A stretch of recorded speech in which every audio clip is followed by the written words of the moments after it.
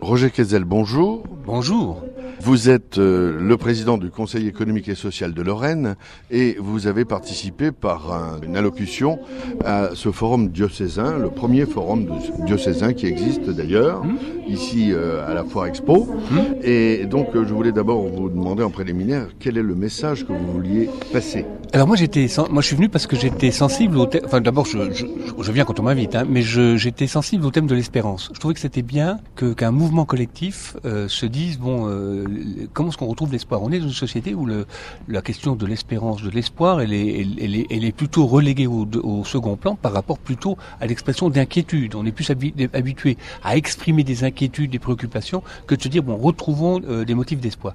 Et le fait qu'on y consacre une journée, parce que c'est pas facile de retrouver de l'espoir, m'a paru tout à fait passionnant. Dynamiser le territoire par un message chrétien, est-ce possible ?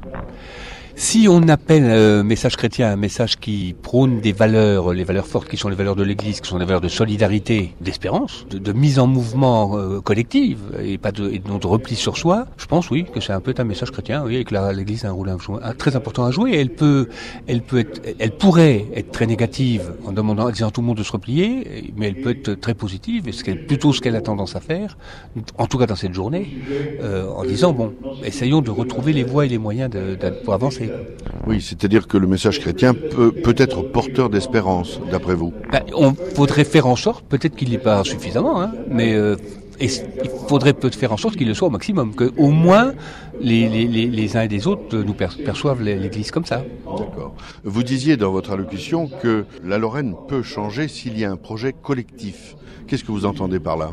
Un projet collectif, c'est d'abord un projet où on se redirait comment on va s'organiser pour vivre ensemble. Qu'est-ce qu'on va faire de nos villes ? Qu'est-ce qu'on va faire de nos villages ? Quelle va être la vocation des uns et des autres ? Qu'est-ce qu'on va faire de notre économie ? L'industrie, est-ce qu'elle a sa place ? Donc toutes ces questions-là, il faut les débattre collectivement, de manière à ce que nos concitoyens perçoivent pas seulement la Lorraine comme une terre de perdition où on ne fait que perdre morceau par morceau des choses, mais plutôt quelque chose où on construit. Alors, le discours politique a parfois tendance, et il est souvent volontariste ce discours politique, mais on a un peu de difficulté en Lorraine à dessiner ça collectivement, et on est parfois trop utilitariste. Et finalement, vous avez conclu en disant si on veut s'en sortir, et on va s'en sortir, c'est essentiellement par nous-mêmes. C'est les Lorrains qui s'en sortiront par eux-mêmes. C'est-à-dire que s'ils ont ce sentiment qu'il n'y a plus grand-chose à faire, qu'il n'y a plus d'efforts à faire, parce que c'est aussi des efforts à faire, qu'il n'y a plus de compromis à trouver, on déclinera, et on peut très sérieusement décliner. Donc commencer à perdre beaucoup d'habitants et donc être dans une situation de vieillissement. Si au contraire les uns et les autres, et on a tous un rôle important à jouer, et pas seulement les élus, si les uns et les autres on est sur l'idée qu'il faut aller de l'avant, qu'il faut redonner de l'espoir, et qu'il faut donc aller étape par étape à reconstruire des choses, je crois qu'on avancera.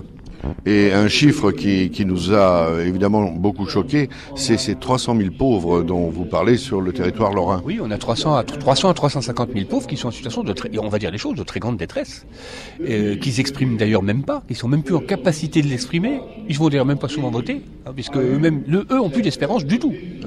Donc retendre la main et retrouver des solutions pour que ces personnes reviennent à l'emploi et des emplois qui leur permettent de vivre un peu plus décemment et non pas, comme le dit Florence Aubenas dans son livre, de faire simplement chasser des heures, c'est quelque chose de fondamental pour une région.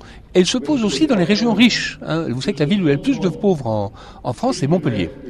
C'est-à-dire qu'on a ce paradoxe qui est très difficile à traiter, que quand une région se développe beaucoup, elle sécrète aussi beaucoup de pauvreté.